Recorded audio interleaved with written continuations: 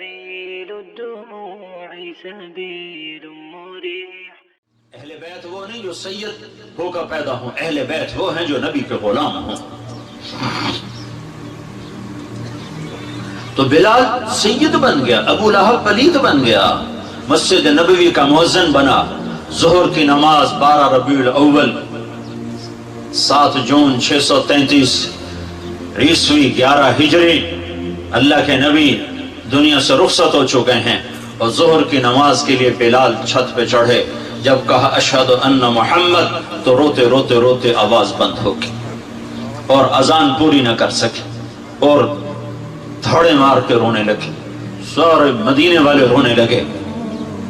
تو آپ اتر گئے اور کہا میں آج کے بعد قسم کھاتا ہوں کہ آج کے بعد میں اذان نہ دوں گا. اور پھر اللہ کے نبی کے تدفین کے بعد ابو بکر صدیق سے اجازت لے کر جہاد میں ملک شام چلے گئے. 6 مہینے لوٹ کے نہیں آئے. 6 مہینے گزرے، 1 لاکھ صحابہ نکلے ہوئے تھے جہاد میں. 1 لاکھ کسی کو خواب نہیں آیا، صرف بلال کو خواب آیا. بلال، اللہ کے حبیب خواب میں، بلال یہ کیا بے وفائی، میرے شہر آنا ہی چھوڑ دیا. 6 مہینے گزرے ہیں، صحابہ 1 لاکھ کے قریب جہاد میں شام عراق میں جا چکے ہیں. خواب بلال کو آتا ہے، بلال یہ کیا بے وفائی، میرے شہر آنا ہی چھوڑ دیا. رات آنکھ کھلی، اونٹنی پہ سوار ہوئے، سوائے پیشاب اور نماز کے نہیں رکے. اور چل سو چل، چل سو چل، چل سو چل، چل سو چل. 7ویں دن مدینے پہنچے اور ان کو یہ یاد ہی نہیں رہا کہ اللہ کے نبی دنیا سے جا چکے ہیں. ویسا عشق سوار تھا اور ایسا وہ خواب دل و دماغ کے حاوی ہوا کہ یہ بھول ہی گئے کہ اللہ کے نبی دنیا سے جا چکے ہیں. مدینے میں داخل ہوتے ہی نعرے مارے، یا رسول اللہ میں آ گیا، یا رسول اللہ میں آ گیا. جب حجرہ مبارک پر پہنچے تو پھر یاد آیا، او ہو تو جدائیاں ہیں، جدائیاں ہیں.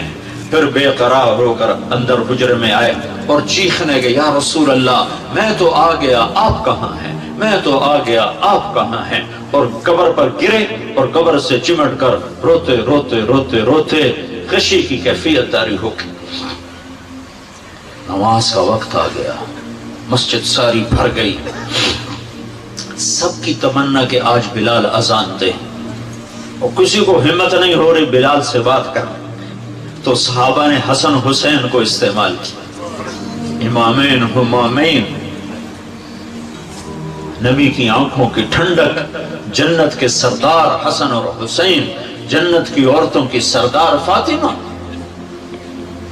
علی تجھے پتا ہے تیرا گھر کہاں ہے جنت میں؟ کہا جی نہیں. کہا جنت میں تیرا گھر میرے گھر کے سامنے ہے.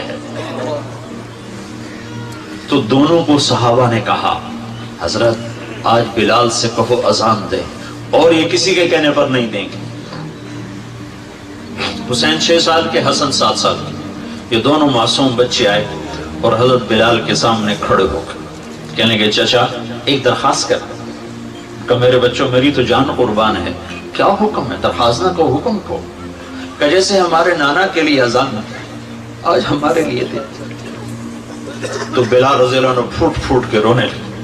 کہنے لگے میں نے قسم کھائی تھی کہ میں اذان نہیں دوں گا، لیکن میں تمہاری خاطر تو جان بھی قربان ہے. قسم تو چھوٹی سی چیز ہے، میں قسم کا کفارہ دوں گا. اور ایسے چڑھے چھت پر. ایک انصاری عورت کا گھر تھا جس کی چھت پہ چڑھ کے اذان دیتے تھے.